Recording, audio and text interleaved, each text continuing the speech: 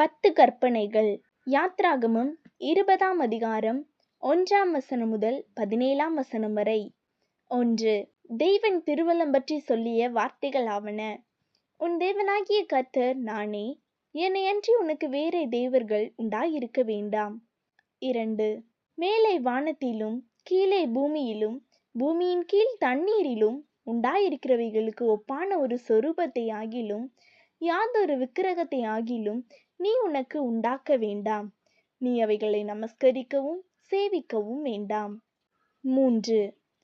உன் தேவனாகிய கர்த்தருடைய நாமத்தை வீணிலே வழங்காதிருப்பாயாக. 4. ஓய்வு நாளை பரிசுத்தமாய் ஆசரிக்க நினைப்பாயாக. 6 நாளும் நீ வேலை செய்து உன் கிரியைகளெல்லாம் நடப்பிப்பாயாக. 7ஆம் நாளோ உன் தேவனாகிய கர்த்தருடைய ஓய்வு நாள். 5.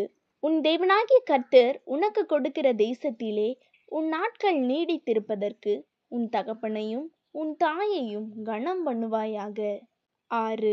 கொலை செய்யாதிருப்பாயாக. 7. விபச்சாரம் செய்யாதிருப்பாயாக. 8. களவு செய்யாதிருப்பாயாக. 9. பொய் சாட்சி சொல்லாதிருப்பாயாக.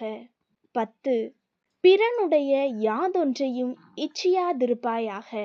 இதுவே 10 கற்பனைகள். கற்பனைகளின்படி நடப்போம், இயேசுவை பின்பற்றுவோம்.